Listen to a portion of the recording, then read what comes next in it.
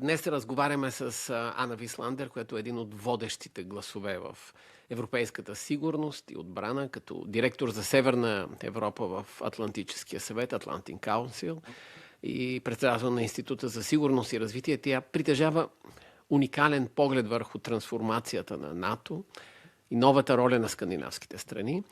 С много богат опит, госпожа Висландер е ключов анализатор на геополитическите трусове в Арктика и Балтийският регион.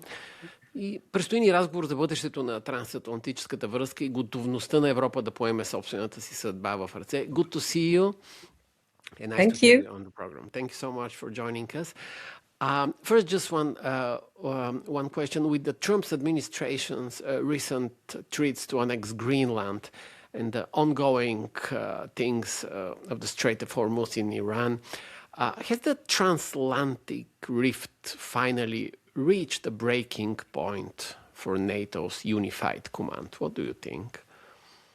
No, I don't think it has reached the breaking point, but there is definitely a drift. To some extent, we have seen that for many years coming. It has come and gone a bit, but definitely I think Europe is moving towards more independence. The US is also turning elsewhere for their focus. Now it's the Middle East. It has also had a lot of focus on China. It will continue to have the Indo-Pacific and its own hemisphere. That's also one of the focuses of the Trump administration. So this all affects the transatlantic alliance, but I still both feel and the discussions I have. I just had Assistant Secretary General for Political Affairs Boris Ruge from NATO here yesterday for a session with the Swedish Parliament, and there is still a lot of work going on. NATO is functioning, but we have to take into account that the Americans are looking for Europe to take on responsibility for most of the conventional defense of Europe. And if Russia is viewed as a threat to Europe, which we all believe it's both the most significant and the most long-term threat that Europe has, then it's up to Europe to take on primary responsibility for that. That's the view from Washington, D.C. And that also includes support to Ukraine. So to combine this is, of course, very challenging for Europe because depending on where you are, now I'm in Northern Europe, it's a sole threat, but I know for others further down south and to the west east, there are also other concerns and challenges. So this we all have to assume greater responsibility and really step up on this. Mm-hmm. I've returned to you, said you're in Northern Europe. I've returned last month from Sweden, from Aarhus in Denmark, and then I went to Greenland for some interviews. And the atmosphere in these three places was some kind of shifting from scientific cooperation to, let's say, military tension. At least the talks were about that. Is this cliche high north, low tension era officially dead? What do you think? Yes. Well, it's moving a bit from, high north, no tension to high north, low tension. And are we able to maintain that? Unfortunately, I've been following the Arctic issues in high north for quite many years now. The tendency is, as you correctly say, rising tensions. And the U.S. Terrible claims to annex or to have Greenland certainly did not help in that regard. Now that has kind of calmed down a bit, but still it's very important that we collectively focus on the real challenges in the Arctic, which are, of course, Russia's claims, but also the rising interest from China in this region. And we don't know how those two combined will affect security moving forward, and all settled within a very challenging climate change environment that really affects and poses a lot of challenges when it comes to climate security, human security. So this is a broad spectrum where really hardcore military issues meet much more of the broader spectrum of security issues. And we need to have a complex, comprehensive understanding of what's going on in the Arctic and how to address it. So NATO can play a role, the EU can play a role, and other regional formats, the Arctic Council, for instance, with the Arctic 8 states, also has an important role in that. Many people talked about Russian submarines, Chinese research vessels, increasingly active around Great Britain, Iceland, UK region. Are we, in a way, sleepwalking into a situation where we lose control of this area? Or is it true that the future major conflict, how to say, won't be in the Middle East, won't be in Southeast Asia, but in the Arctic? I don't think we are sleepwalking into it, because we have identified the risk for quite some time. The problem, as I see it, is that we have not really paired the strategies, the analysis of the potential risks with the resources needed to address it. So what you need in the Arctic is, Arctic is a vast area. It's huge, and it's sparsely populated. It's not like, continental Europe, where you have people and infrastructure and cities, everywhere. This is just very difficult to. It's dark, it's cold, it's difficult to operate in. It's huge, so you need to have a few things really going. You need to have, of course, the capability to fight and move in these very harsh conditions, very cold, dark. That's one thing. Everything from icebreakers to soldiers prepared mentally to operate in the cold. You also need to have a lot of monitoring and surveillance equipment, because this is one of the key things that we have been perhaps lacking and that we are building up now. So be able to, and that includes also new technologies, such as, the drone technology is very interesting in this regard when it comes to cover all these areas. And then you need to be present, because you can't leave this area to others to fill. So because that means that there's a vacuum for other great powers or other powers interested in the area. So if we do believe that the Arctic is increasingly important, we need to be present there. We need to patrol there. We need to have exercises. We need to engage politically, everything from fishing to research to military installations. We need to be there. So those are the three main components I see that we are not really delivering upon to the extent that we should, but we are moving in the right direction. We will see each other in Greece, which is the Delphi Forum, the Delphi Economic Forum, is southern part of Europe. If asked there, where the sun probably will shine, what is your definition of Arctic security? What will be your answer? Oh, that will be difficult, because the sun will shine and it will all be nice. So I would have to think about Arctic security. But I think Arctic security, well, it's a comprehensive form of security. That's one thing. It's everything from indigenous people up there to second strike submarine capabilities. And I think from those assets, it's important to see that they are not meant to be used in the Arctic, but they are hosted in the Arctic from the Russian side, because they are protected there, but they are part of the Russian global power projection. So Arctic security is not limited to just the Arctic region. It is about global power plays and global power projection. And I think that's important, perhaps the main thing to understand when it comes to interpreting Arctic security within hard security field. What about, when speaking about Arctic security, what about the undersea cables that Russia is threatening, the GPS signals across the Nordics, the so-called gray zone? I mean, at what point do these hybrid attacks trigger another kind of NATO response?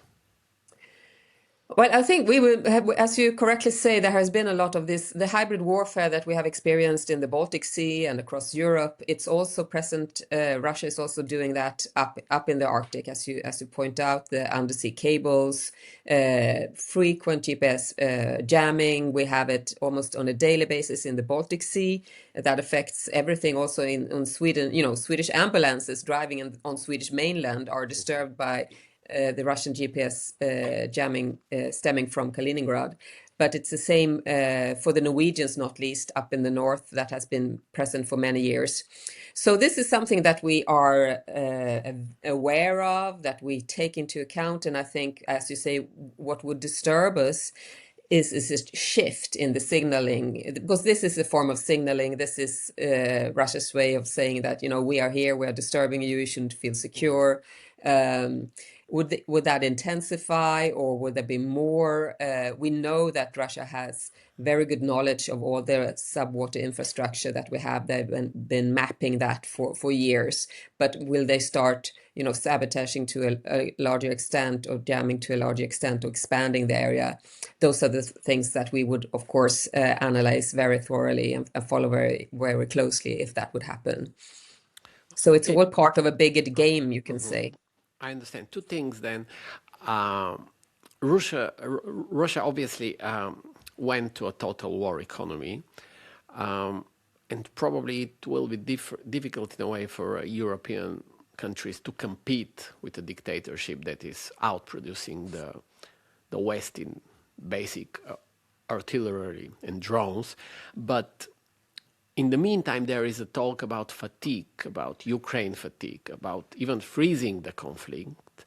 And from your perspective, wouldn't the frozen conflict in Ukraine simply be a countdown for Russia to regroup and strike or focus on the Baltic states, for example? Yes, definitely, because just seizing parts of Russia is not the end game for Russia in this. Russia really wants to have the whole of Ukraine. So a frozen conflict would be a breathing space for them, and to reload and go further. And I don't think it will stop with Ukraine either at that time. It could be the Baltic states, Moldova, others, because the appetite for more power, for more territory is definitely there in the Kremlin. So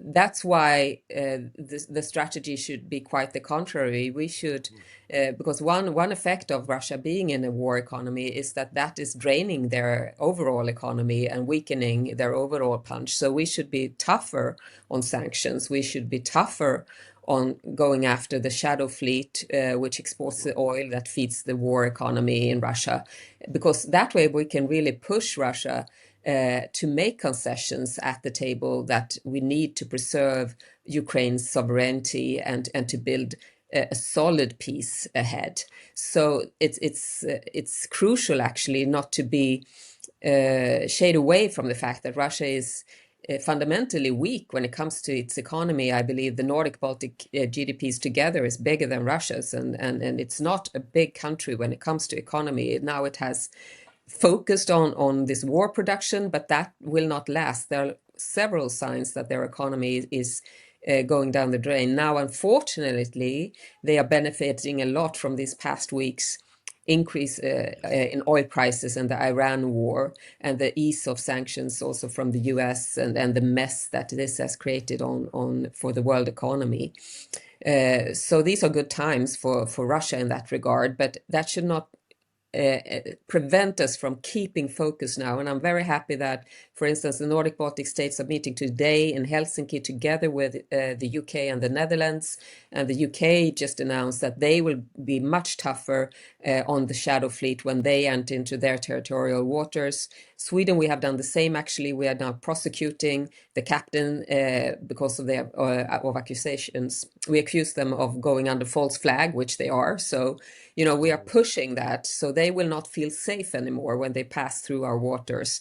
And I think that's, if we can do that, several countries come together and kind of find ways to use our legal frameworks to hit the shadow fleet. That's a great step forward. Just one thing, but there are other things we can do, but that would be really important. And finally, other things that we could do about the percentage reality. I think you are a proponent of stronger defense. And I remember that 2% was a target. Now it's an historical thing, something from the past.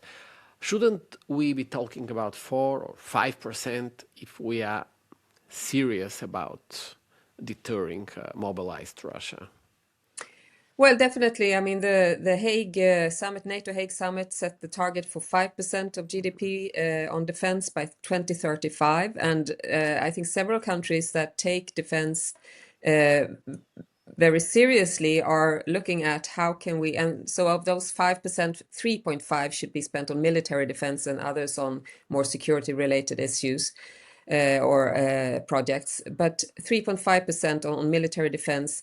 Definitely Sweden, Finland, Poland, other countries are reaching that or higher much faster than 2035. Because there is, and this is not a number that is taken out of the blue. This is actually a number that was calculated by NATO as NATO, after Russia's full-scale invasion of Ukraine in 2022, looked over its defense planning, its regional plans, and said, okay, what do we need in order to deter and fight Russia if we have to? And what capabilities do we have? What do countries have? What do we lack? And when they looked at that whole package, it was clear that countries needed to spend around, well above 3.5% on defense in order to be able to reach the targets when it comes to capabilities, in order for us to be able to fight and meet and counter Russia the way we have planned for collectively. So that number really needs to be reached. It's a rough number, of course, and you can always be more efficient. You can work together with other countries to have cheaper procurement or something like that. But they are a list of capabilities that we need to have in order to be able to take on this responsibility that we have. And especially in light of, actually, that calculation was made before we got these very tough messages from the Trump administration saying that, you really have to take on the conventional defense side. So there might be even more that we have to do, given that signal from the Trump administration. And now we already see how the Iran war are distracting resources that were meant to go to Ukraine, and that definitely, I think, will affect Europe as well when it comes to if there will be a longer war. This could affect Europe also when it comes to air defense or long-range missiles or things that strategic air transport, air-to-air refueling, these things that we don't have, that the Americans might need elsewhere. Ana Wислandер, good to have you on the program, and see you soon in Delphi, in Greece. Yes, looking forward to seeing you there. Thank you, Konstantin. Thank you. Thank you.